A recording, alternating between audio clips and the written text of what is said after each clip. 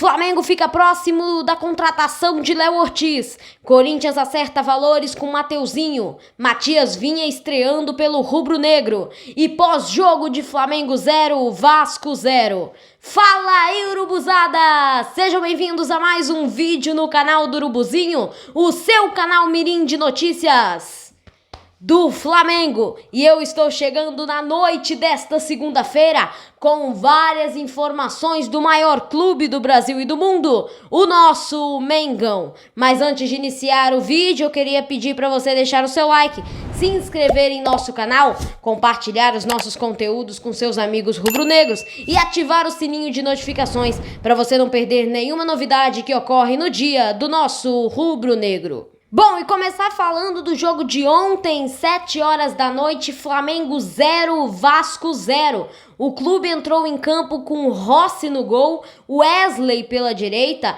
Fabrício Bruno e Léo Pereira na zaga. Varela improvisado pela esquerda, daqui a pouco a gente vai falar um pouco disso. Pulgar e Gerson na volância, Arrascaeta e De La Cruz no meio campo. Na frente, Everton, Cebolinha e Pedro. O jogo encerrou 0-0, mas com uma falha absurda do Gabigol. Teve 2 cartões amarelos no jogo para os 2 volantes, Pulgar e Gerson. Agora vamos falar aqui a realidade. O Gabigol perdeu um pênalti no finalzinho do jogo.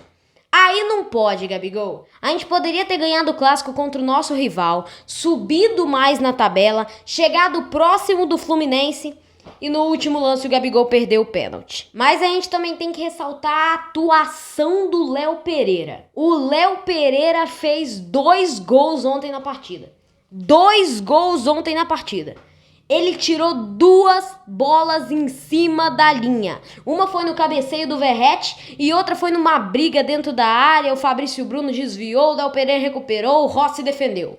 Parabéns, o melhor jogador do Flamengo em campo disparado. Bom, agora eu também vou falar de Tite, né? Que colocou Luiz Araújo, Bruno Henrique e Gabigol, que perdeu o pênalti. Ele trocou todos os atacantes. Ele mudou o ataque do Flamengo. Tinha o Everton, Cebolinha e o Pedro lá na frente, ele trocou para o Bruno Henrique e Gabigol. E ainda colocou o Luiz Araújo. Ou seja, mudou o time todo. Mudou o time todo no final da partida. Acabou que aos 44 o Gabigol tinha a chance de levar a vitória para o mais querido e não conseguiu marcar o pênalti. Bateu fraco demais. Bom, e antes de falar da coletiva do Tite, eu vou falar do Ayrton Lucas, que vocês perceberam que ele não estava na escalação. O Varela estava improvisado na lateral esquerda. O Ayrton Lucas teve um quadro de gastroenterite antes do jogo e foi retirado da relação para a partida. Mas o lateral com certeza deve voltar no próximo jogo rubro-negro. Voltar mais uma vez para falar de Flamengo e Vasco, o Gabigol ele deu entrevista depois do fim da partida e logo depois de perder o pênalti. Ele disse que precisamos melhorar, estamos no começo, vamos agora ao próximo passo. Podia ter batido um pouco mais forte, mas foi um lance que o goleiro pôde ir bem. Fiquei feliz por ter jogado mais tempo. Nós temos muito pela frente. Isso foi o que Gabigol falou após o duelo e o Tite também concedeu a entrevista coletiva. Ele disse: no primeiro tempo, faltou um pouco mais de objetividade e finalização. Não de bola aérea, mas de jogadas de combinação com Pedro de pivô ou infiltrações. No segundo tempo, teve mais volume, infiltração e finalização. Aumentou o número no segundo tempo. Também vimos que o adversário bloqueava as infiltrações. É um processo de evolução da equipe neste último terço. E ontem também ocorreu uma chuva no Maracanã, um chuvão antes de Flamengo e Vasco, e o técnico também foi perguntado se isso influenciou no gramado e diretamente também no resultado da partida.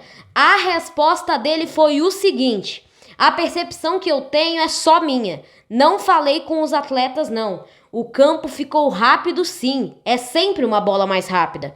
Estou relutando para falar que a bola, oxe Maria, é difícil. A qualidade da bola. O problema não é o campo. A bola é mais problemática do que o campo.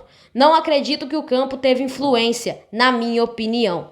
Ou seja, o Tite, ele descartou o assunto do gramado e criticou a bola do Campeonato Carioca. Não sei se isso pode ter alguma influência na finalização do Gabigol, na finalização de todos os atletas na partida que terminou empatada, ficou no 0-0 contra o Vasco. E depois da coletiva de Tite, o Bruno Spindel entrou também na coletiva, entrou lá na sala de imprensa do Maracanã e ele disse que ele foi à cabine do VAR depois, né, que acabou a partida e queria averiguar um possível adiantamento do Léo Jardim na cobrança de pênalti do Gabigol. O dirigente disse que as imagens concedidas pelo VAR, que foram recebidas pelo VAR naquele instante, não eram o suficiente para concluir que houve um adiantamento do goleiro do Vasco. Agora, encerrando o assunto de Flamengo e Vasco, falar do próximo jogo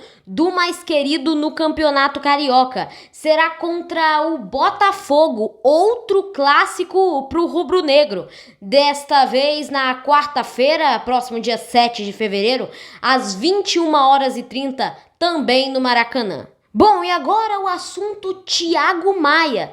O jogador não foi relacionado para Flamengo e Vasco ontem, no domingo. Ele não apareceu, né, na tabela divulgada pelo Flamengo. Vale lembrar que o volante estava em conversas com o Internacional. Essas conversas esfriaram e ele já voltou os treinos junto do elenco. Mudando o assunto de novo, falar novamente de Flamengo e Botafogo, que de novo escolheram o árbitro para o clássico. Dessa vez foi Yuri Elino da Cruz, que foi decidido em consenso pelas duas equipes numa reunião na tarde desta segunda-feira. A mesma decisão também foi realizada em Flamengo e Vasco após um pedido, né, da FERJ para os clubes realizarem essa decisão, e também escolheram o Rodrigo Nunes de Sá para comandar o árbitro de vídeo, o mesmo VAR que apitou, né, que comandou o jogo entre o Rubro Negro e o Cruz Maltino. As informações foram de Renan Moura, da Rádio Globo,